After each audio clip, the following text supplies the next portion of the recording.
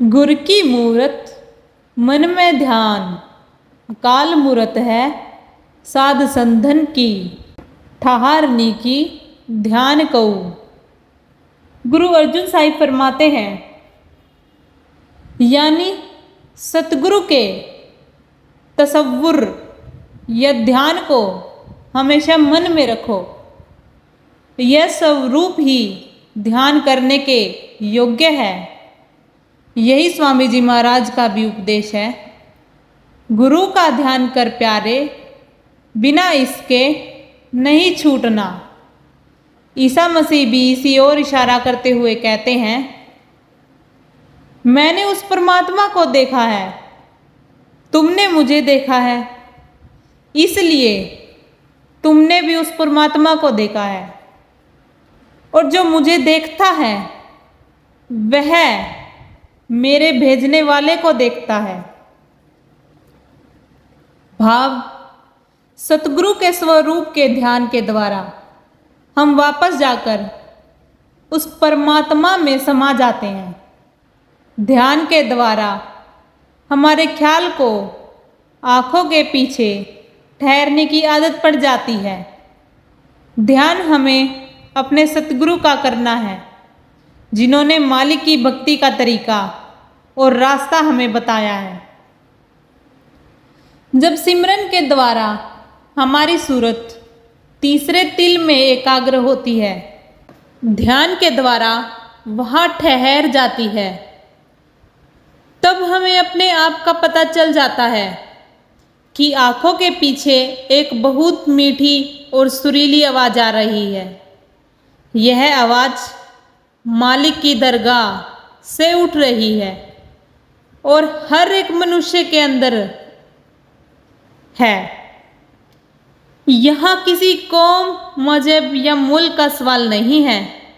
चाहे हम हिंदू हो या सिख, मुसलमान हो या ईसाई, जो भी भाग्यशाली जीव अपने ख्याल को आंखों के पीछे एकाग्र करता है, उसका ख्याल अपने आप उस आवाज के साथ जुड़ जाता है। उसकी सूरत शरीर को खाली करके तीसरे तिल में एकाग्र हो जाती है और शरीर सुन्न हो जाता है। इस अभ्यास या क्रिया को महात्मा 9 द्वारे खाली करके 10वीं गली में जाना या जीते जी मरना कहते हैं। क्योंकि ख्याल को आंखों के पीछे एकाग्र करके उस मीठी और सुरीली आवाज को सुनने से आत्मा और मन 9 द्वारों से आजाद हो जाते हैं और इनका संबंध इस दुनिया से बिल्कुल टूट जाता है। दुनिया के सब दुख भूलकर मनुष्य अपने अंदर शब्द की स्थायी खुशी का अनुभव करने लगता है। कबीर साहिब इस बारे में फरमाते हैं, कबीर जिस मरने ते जग डरे, मेरे मन आनंद। गुरु नानक साहिब फरमाते हैं, नानक जीवित अमर रहिए, ऐसा जोग कमाइए। बाइबल में सेंट पॉल भी कहते हैं, मैं प्रतिदिन मरता हूँ। मौलाना रूम हदीस के हवाले में कहते हैं, मुत्तु कंबल अन तमुतु, यानी मौत से पहले मरो। प्रसिद्ध महात्मा दादू साहिब अपनी वाणी में फरमाते हैं, जीवत माटी है रहे, साई सन्मुख होई, दादू पहली मरी रहे, पीछे तो सब कोई।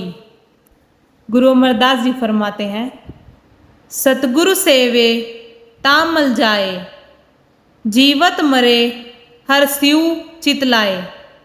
दरिया साहिब फरमाते हैं, दरिया गुरु गरवा मिला, कर्म किया सब रद्द, झूठा बरम छुड़ाए कर, पकड़ाया सत सबद। इसी प्रकार गुरु अर्जुन साहिब फरमाते हैं, मीटे अंधेरा अज्ञानता भाई, कमल होवे प्रगास। गुर बचनी सुख उपजे भाई, सब फल सतगुरु पास। उस मीठी और सुरीली आवाज को ही जो आंखों के पीछे से आ रही है, महात्मा शब्द या नाम कहकर पुकारते हैं। ये जितने भी हमारे मजहब है, सबके रीति रिवाज या शरीयत अलग अलग है, लेकिन जो असलियत है, हकीकत है, रूहानियत का मूल है, वह हर धर्म या मजहब की तय में एक ही है।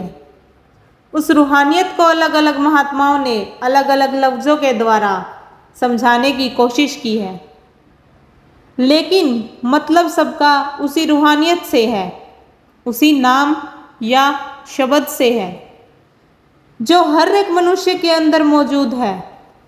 हमें बाहरी लफ्ज़ों के बहस मुबासे में नहीं उलझना चाहिए। हमें तो अपने शरीर के अंदर उस केंद्र पर अपने ख्याल को एकाग्र करना है, जहाँ वह शब्द दिन रात धुनकारे दे रहा है।